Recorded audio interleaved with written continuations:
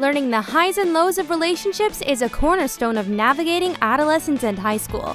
There have been so many amazing couples at Degrassi, but there have also been just as many terrible and problematic ones. So that's why in this list, we'll be counting down the top 10 worst couples in Degrassi: The Next Generation. Please note, there are some tough issues covered in this list, so viewer discretion is advised.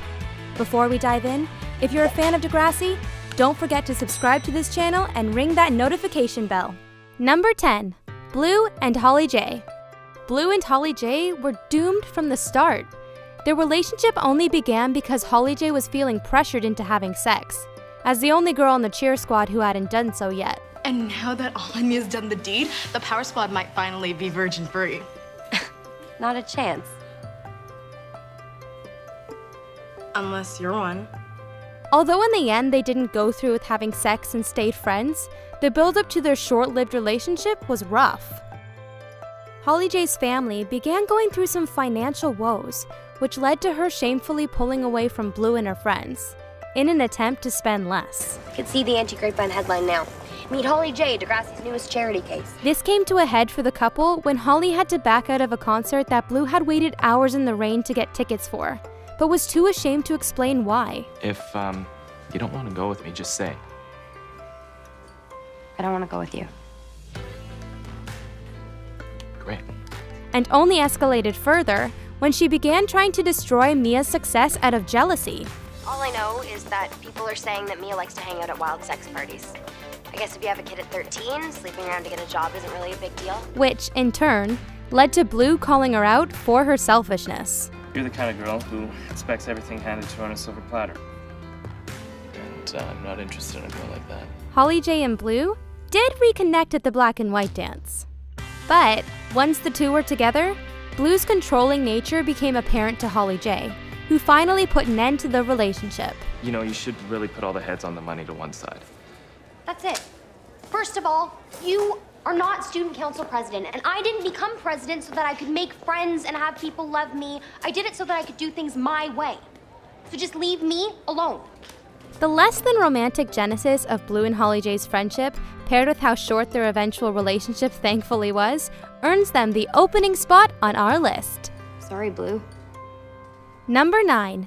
Casey and Jenna. Casey and Jenna's relationship started as a slow burn, which culminated in Casey leaving Claire for Jenna. So we're breaking up? Yeah. I guess we are. Their initial relationship was very sexually charged, but also pretty toxic, as Jenna became very jealous whenever another girl gave Casey attention. Everybody loves a football star.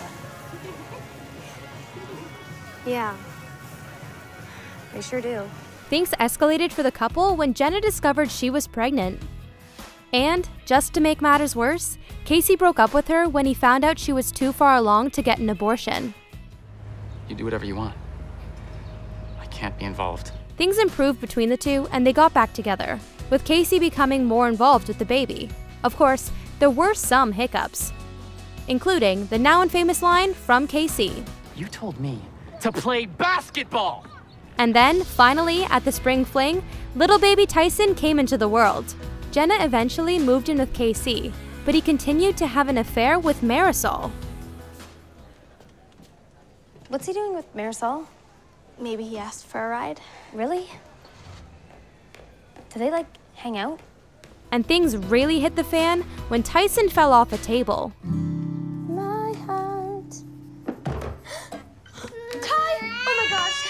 This led to Child Protective Services getting involved, and eventually, the decision to put Tyson up for adoption.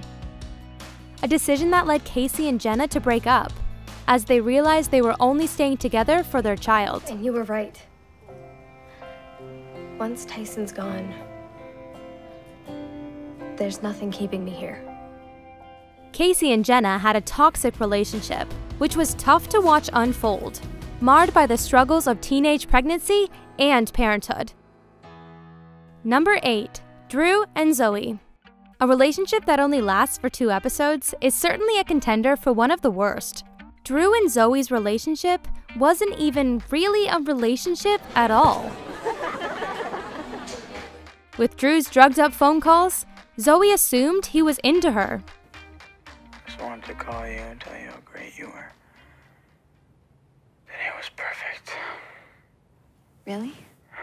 But when he revealed he was in a relationship, she decided to bribe him into taking her to the dance, using pills. Is that? Your precious sleeping pills? Yes. And they can be all yours if you go to the dance with me. I told you I have a fiance. I don't care. Although the two became close and had fun once Drew was single, they had very different interpretations of their relationship. And when they had sex at Miles's party, it spelled the beginning of the end. Zoe was hurt when Drew tried to break off their relationship. I thought you were a nice guy, but you used me. I would never do that to you. We had sex, and now you're breaking up with me. What else would you call that? Although Zoe didn't support her mother's desire to press charges against Drew for statutory rape, he's 18. He's old enough to vote. She can't even get a driver's license. You have to call the police. Zoe did later scathingly tell Drew, I should thank you. My mom always told me never to trust guys, but I didn't believe her. Zoe. I'll never make that mistake again. The fact that Drew was willing to have a casual relationship with Zoe while she was a minor made the whole messy situation even worse and serves as justification for its place on our list. Number 7. Mr. Oleander and Paige. Whilst we're discussing age differences, you absolutely cannot justify a relationship between a student and their teacher. However, this didn't stop Paige and Mr. Oleander getting together soon after he started at Degrassi. How does that feel? Amazing. Extra points for smiling. He was flirting with me. He's a teacher. And the couple's relationship was soon revealed to the school after Paige and Manny fought in the hallway. Hey, Mr. Pedophile. I mean, Oleander, don't make your girlfriend Paige even more jealous of me. Oleander initially said Paige was stalking him, but later came clean about their relationship. It shouldn't have happened. I take full responsibility. And the two briefly continued to date outside of school. But when Oleander came back from a summer planting trees, he finally broke things off with Paige. My life's just not set. I'm reevaluating things and... You'll figure it out. And as a parting gift, gave her a bag of marijuana. You're dumping me and giving me drugs? Yep, that's right. He broke off his relationship with a minor using drugs. What a great teacher. The fact Oleander was much older than Paige and her teacher is enough to land the two on this list. Number 6. Anyone and Peter. With the exception of his relationship with Darcy, Peter was pretty terrible with women. And to prove it, here are just a few examples from throughout the series. He distributed a topless video of Manny, planted drugs on Sean, and broke into Emma's locker to manipulate her into staying with him. Did you break into Sean's locker and plant the pot the same way you broke into mine? Everything I did to keep us together. Right? Sean is scum. And to top it all off, as a way to deal with Mia's stardom, he got hooked on meth. Oh my God. Is this it? Peter, you promised me that you would never do this again this morning. My own girlfriend watches me dragged off her stupid photo shoot. What am I supposed to do, huh? Not to mention how the two had already clashed over his lingering feelings for Darcy. I really like you. It's just, I also have feelings for Darcy. I just need to figure some stuff out. You understand, don't you?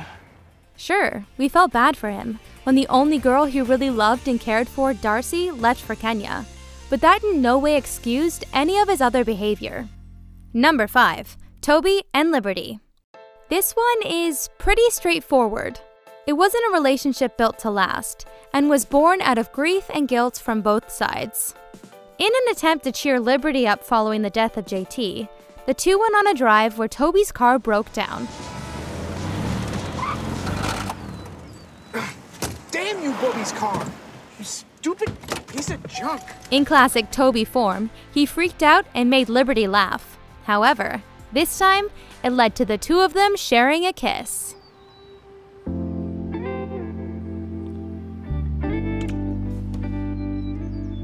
When Toby later tried to apologize for the kiss, however, it seemed like something may actually be sparking between the two. Toby, do you like me?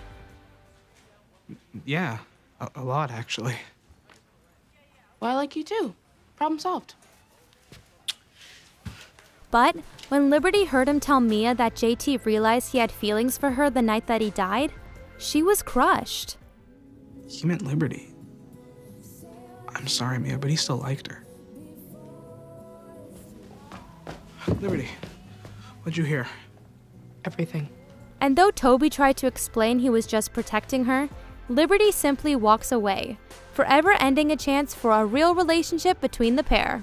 Over the last few days, I've developed feelings, but I know now it'll never happen. Although they did share a connection and in time Liberty and Toby could have been a thing, it all came too soon after JT's death and was confused by all of their grief. We definitely prefer them as friends. Number 4. Jay and Emma. Jay really was a scumbag in his early tenure at Degrassi, and his short and purely sexual fling with Emma really proved that. When he invited her to a party in the ravine, he tried to coerce her into giving him oral sex. It's for hooking up. What? You know what blowjobs are, don't you? Although she initially rejected this, she returned the next night and gave him what he wanted. But when Emma tried to do so again, Jay refused her advances and suggested he'd given her gonorrhea. Alex is sick with something. She thinks I gave it to her and she won't talk to me, so I don't feel like it tonight. Are you gonna cry now? You are one cold girl. There's a ton of guys who would love a chance to be with me. Right now, I'm not one of them. No further explanation needed. Number 3. Dr. Chris and Anya. Much like the Mr. Oleander and Paige relationship, the biggest issue between Dr. Chris and Anya was the two's age difference, as well as Dr. Chris's position of authority. Anya instantly took a liking to her mother's oncologist, and after a few hijinks with their friends, Anya finally scored a date with the doctor. Am I free for dinner? But what about...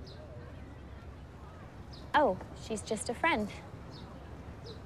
Okay, well, my college seminar at college is over at 5. Maybe we can meet up afterwards? But when she lied about being in college, the two became semi-official and shared a kiss. Fortunately, Anya's mother found out and made her come clean. How old does he think you are? 20. Oh, and a half. Anya! You have to tell him the truth. But instead of rejecting her, Dr. Chris told Anya to wait until she's 18 to be with him. Okay, let's talk in 2 months. Seriously? Seriously. But when that time came around, Dr. Chris told her that he was going to Kenya without her. What? I probably shouldn't have put this off. I've been offered a job with Doctors Without Borders. What is it with Degrassi characters in Kenya? Not only did Anya lie about her age, but Dr. Chris led her on and manipulated her, only to leave her behind. What happened to the Hippocratic Oath to do no harm, Doc? Number 2. ALLI and Leo. ALLI and Leo's relationship addressed the unfortunate reality that just because something seems great on the surface, doesn't mean that something more ugly and toxic isn't hiding underneath. The two met whilst ALLI was in Paris and quickly fell in love. However, after seeing a text from Dallas on ALLI's phone, Leo grabbed her wrist, twisted it, and pushed her away. Let go of me, I swear. Swear what? You're a liar. Hey, let go, Leo, you're hurting my hand. Let go, Leo, give me my phone, let go! All of which led to their first breakup. When ALLI finally returned to Degrassi, Leo soon followed, and ALLI gave him a second chance. But after ALLI filled out college applications for him without his knowledge, Leo became enraged. You're filling out forms for me, making plans for me. Obviously, you don't think I'm capable. I was trying to help. Well, I don't want to help. Leo, calm down, please. Don't tell me what to do. Breaking them up once again. The audience hoped that would be the end of it. However, Leo coerced ALLI back into the relationship and begged her to fix him. and ALLI agreed with one condition. If we're gonna be together, you're gonna have to get therapy. I can do that. And I still want to go to MIT. MIT is your dream. I don't want to stand in your way. And promise me, Leo, if you ever get upset, that you'll talk to me. Because if you ever hit me again, I'm gone. No more chances. But later, after they agreed to get married to prevent Leo's deportation, ALLI hesitated to tell her parents. Are you ashamed of me? Of us? Is that why you won't tell your parents? No. It all happened so fast. I didn't even have time to process. Can you just breathe? Are you trying to counsel me? No, I'm trying to help you. I don't need your help! And once again, viciously beat her. Though she initially lied to the police to cover for Leo, this guy grabbed my purse, tried to stop him, and he hit me. With the help and reassurance of Jenna and Claire, ALLI was able to tell the truth, and Leo was subsequently arrested. Abuse should never be tolerated, and situations like ALLI's are sadly all too common. But thankfully, the ending of this relationship and cycle of abuse showed viewers that help and advice is always available to those who need it. Number 1. Rick and Terry. Rick was clearly a very troubled individual, and so any relationship he was in was bound to suffer as a result. Unfortunately for Terry, in Season 3, she became the object of his affection. At first, it was sweet enough. I do hope leaving roses wasn't intrusive. I'm a little shy. Me too. And I think it's sweet. But as soon as their relationship turned romantic, so too did it turn abusive. The first indication of trouble was when Rick became controlling and verbally abusive towards Terry. Let me make one thing clear. I don't like that tone of voice. It makes me feel stupid, all right? Okay, sorry. Rick, let go! And when she finally confronted him about it, Rick, you're being crazy. He responded by hitting her. They broke up for the first time soon after, when Rick pushed her into a wall. However, after Rick apologized, Terry took him back. But later, when everyone headed to the park and reluctantly agreed to let Rick join, Paige begged Terry to reconsider, and when confronted by Rick, called him a psycho, causing him to run off. Terry tried to reassure him and rejoin the group, but Rick refused and pushed her, causing her to hit her head on a cinder block and putting her into a coma. Rick, you're hurting me. You're not going. You're not. You're not. You're not.